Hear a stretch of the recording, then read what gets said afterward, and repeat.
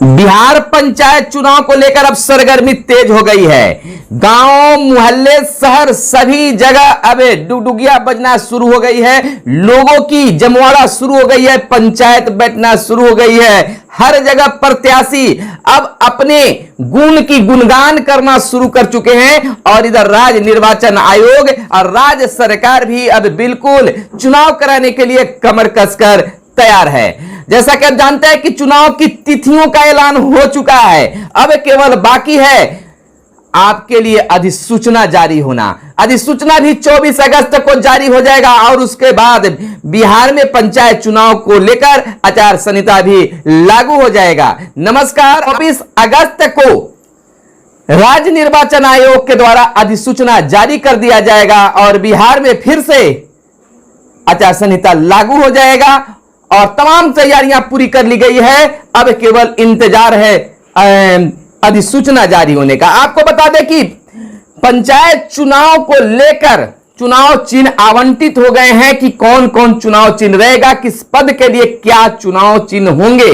यानी कि सभी पदों को मिलाकर 125 तरह के चुनाव चिन्ह रखे गए हैं जो मतदाताओं को उम्मीदवारों को मिलेंगे, जिसमें 12 जो चुनाव चिन्ह है उसको सुरक्षित रखा गया है कि अगर किसी पद के लिए अगर प्रत्याशियों की संख्या बढ़ती है तो वहां पर उनका चुनाव चिन्ह 12 सुरक्षित में से दिया जाएगा। लेकिन फिलहाल सभी पदों के लिए यानी कि जिला परिषद, मुखिया, सरपंच, पंचायत समिति सदस्य, वार्ड सदस्य और पंच के लिए 6 पदों पर चुनाव होना है। तो सभी पदों के लिए 125 जो है चुनाव चिन्ह आवंटित किए गए हैं, जिसमें 12 चुनाव चिन्ह को सुरक्षित रखा गया है कि बढ़ने पर उसको अन्य को आवंटित किया जाएगा। अब आपके भाग में क्या चुनाव चिन्ह मिलता है या अब तो किस प्रकार से अल्फाबेट के आधार पर चुनाव चिन्ह मिलता है या कोई और प्रोसेस लगाता है, इसको लेकर हम बताएंगे, तमाम चीजों को बताएंगे कि आपको क्या चुनाव चिन्ह मिलना है।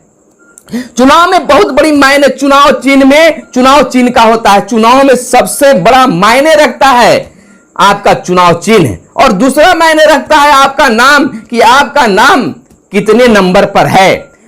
लोग कहते हैं, मतदाताओं का मानना है, उम्मीदवारों का मानना है कि अगर जिनका नाम पहले नंबर में होता है या अंतिम नंबर में होता है तो मतदाताओं को चुनने में या बटन दबाने में या फिर कह सकते हैं कि उन्हें बैलेट पेपर पर मुहर लगाने में आसानी होता है। मतदाताओं को समझाने में भी उम्मीदवारों को आसानी होती है। तो चलिए आज हम चर्चा करने जा रहे थे कि 125 जो चुनाव चिन्ह है उसमें क्या क्या है, 12 सुरक्षित क्यों रखा गया है, तमाम चीजों पर चर्चा करेंगे। आप हमारे साथ बने रहिए। देखिए वीडियो में हम तमाम चीजों को बताएंगे कि क्या किस पद के लिए क्या चुनाव चिन्ह मिलने जा रहा है और आपको क्या मिलेगा। जरूर हमारे साथ बने रहिए। देखिए, राज्य निर्वाचन आयोग ने त्रिस्तरीय पंचायत चुनाव के लिए पदवार चुनाव चिन्ह निर्धारित किए हैं। अलग अलग पदों के लिए करीब 125 चुनाव चिन्ह निर्धारित किए गए हैं। इसके बावजूद राज्य निर्वाचन आयोग ने 12 प्रतीक चुनाव चिन्हों को सुरक्षित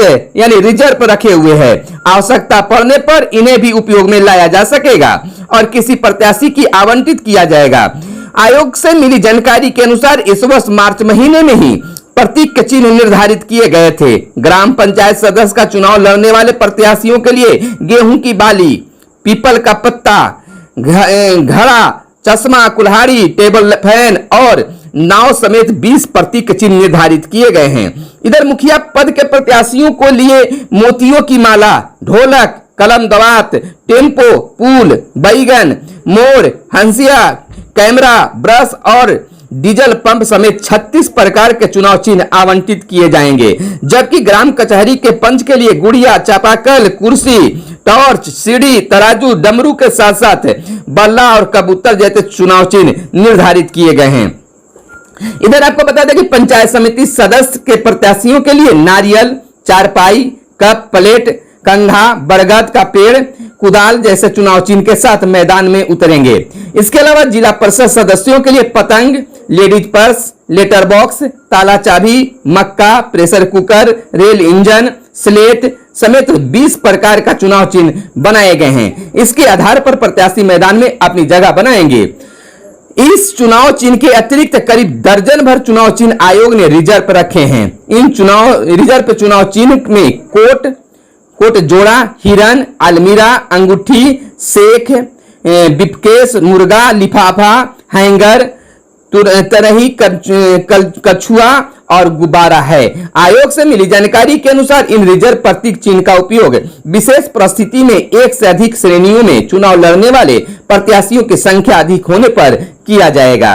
तो जैसा कि आपने देखा कि 125 से भी अधिक चुनाव चिन्ह राज्य निर्वाचन आयोग ने निर्धारित किया है, और जैसे ही प्रत्याशी अगर बढ़ते हैं तो 12 चुनाव चिन्ह जो रिजर्व में रखे गए हैं वहां पर उनको मिल सकता है। लेकिन उम्मीद कम होती है ऐसा कि उतने प्रत्याशियों से जितना रखा गया उतने प्रत्याशियों से ज्यादा पंचायत में उतरते हो या जिला परिषद में उतरते हो। फिर भी अगर संख्या बढ़ जाती है तो जो रिजर्व चुनाव चिन्ह है उसमें दिया जाता है। तो देखिए, चुनाव में सबसे बड़ा चीज समझाने के लिए कह सकते हैं, हालांकि काम पर लोग वोट देता है, आपके विचार पर लोग वोट देता है, आपके जो सामाजिक हाव भाव है उस पर वोट देता है, कैंडिडेट पर वोट मिलता है, ना कि उनके नाम पर, ना कि चुनाव चिन्ह पर, ना कि वोटर लिस्ट में संख्या या फिर कह सकते हैं कि उम्मीदवारों की संख्या पर। हालांकि कुछ मायने इस कदर रखी जाती है मतदाताओं के, आम लोगों की माने कि जिनका नंबर अगर वोटिंग लिस्ट में यानी कि बैलेट पेपर में, बैलेट यूनिट में, कंट्रोल यूनिट में रहता है, बैलेट यूनिट में रहता है ऊपर या नीचे, तो उनको सुलभता से लोग ढूंढ लेते हैं और उस पर अपना मतदान कर लेते हैं। लेकिन वे कोई खास नहीं है, पढ़े लिखे लोगों के लिए, जागरूक लोगों के लिए कोई खास मायने नहीं रखता है। वह ढूंढकर अपने उम्मीदवार को वोट जरूर देते थे, फिर भी उस पर भी ध्यान रखने की जरूरत है। दूसरी बात, चुनाव चिन्ह भी है कि जो है कुछ लोगों को ऐसे चुनाव चिन्ह मिल जाते हैं जो पता ही नहीं चल पाता है कि क्या है, समझाने में भी अच्छा सा नहीं लगता है। तो कुछ अच्छे अगर चुनाव चिन्ह अगर प्रत्याशियों के मिल जाते हैं तो जो जागरूक मतदाता ने उनको भी समझाने में आसानी होती है। तो खैर ये तो चीज चलता ही रहेगा, वो आपके हाथों में नहीं है, निर्वाचन आयोग के हाथों में है, फिर भी प्रयास करना है। लेकिन मित्रों, हमारे व्यूअर्स, मगध संवाद के जितने भी व्यूअर्स हैं, हम कहना चाहेंगे रुकना नहीं है, चलते जाना है।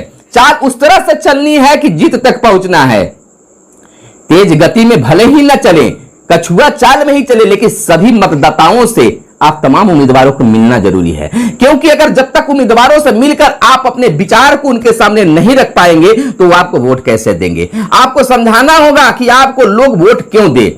मैं आपसे पूछना चाहूंगा कि आपको लोग वोट क्यों दे, इसको उनके दिमाग में उतारना होगा कि आपको ही वोट लोग क्यों दे। क्योंकि हर प्रत्याशी जो है ये वादा करते हैं कि चुनाव जीतने पर मेरे शरीर का खून का एक एक बूंद आपके विकास के लिए, आपके क्षेत्र के विकास में लगाएंगे। लेकिन जीतने के बाद क्या होता है, खून की बात तो दूर है, अपने पसीना तक बहाने की कोशिश लोग नहीं करते हैं। पसीना भी आम लोगों के लिए बहाना नहीं चाहते। लेकिन कुछ वैसे मुखिया जी हैं, कुछ वैसे जनप्रतिनिधि जो हैं, जो जनता के लिए हर तरह के काम करते हैं और कर रहे हैं, वह कभी हारते नहीं हैं। जनता अगर मान लें कि वो चुनाव में नहीं भी खड़े होते हैं चुनाव दूसरी बार, तो जनता उनके दिल में बसे हुए, जनता के दिल में बसे रहते हैं और हारने या जीतने जो भी हो वह जनता के लिए तत्पर रहते हैं। तो हमारे राज्य में, हमारे देश में, हमारे समाज में ऐसे भी लोग हैं और हमारे समाज में ऐसे भी लोग हैं कि जीते रहे या हारे रहे, बस ध्यान रहता है केवल लूट पर।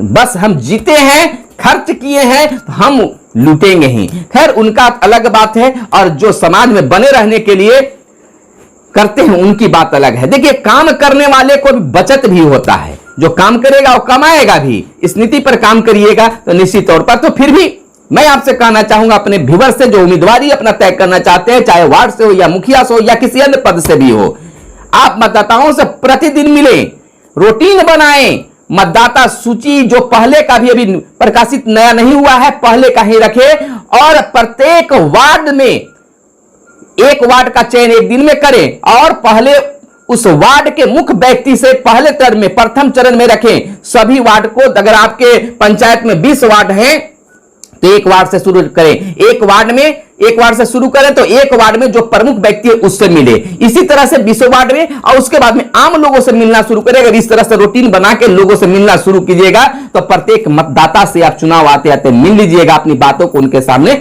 रख लीजिएगा। यह चुनाव का एक बहुत बड़ा फार्मूला है जिस पर उम्मीद ही नहीं, पूर्ण विश्वास है कि आप हमारे व्यूअर्स चुनाव जीतिएगा और निश्चित तौर पर या आपको लगेगा कि मगध संवाद की टीम ने आपको मदद भी किया है। आगे भी आपको चुनाव जीतने का मंत्र हम आपको देते रहेंगे। हमारे साथ बने रहिए और देखते रहिए मगध संवाद। लेकिन आपसे ही निवेदन है कि आप चैनल को सब्सक्राइब जरूर कर लीजिएगा और आप अपना प्रचार करवाना चाहते हैं तो आपका चैनल है, आप प्रचार जरूर कराएं, हमसे संपर्क करें। फिर मिलते हैं अगले वीडियो में। धन्यवाद। जय हिंद, जय भारत, वंदे मातरम।